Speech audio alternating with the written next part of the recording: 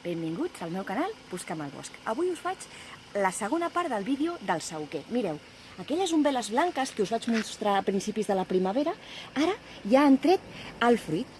Les umbel·les han fet tota una sèrie de fruits rodonets, petitonets, unes baies, que per cert, mireu, els encanten els insectes i els ocells.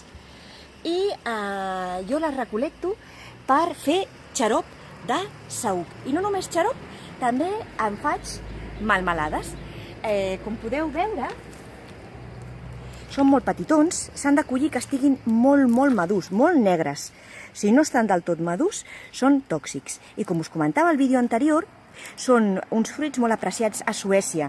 Se'n fan salses, se'n fan sopes, melmelades, xarops. El xarop és molt reconstituent i molt bo en processos de grips i de refredats.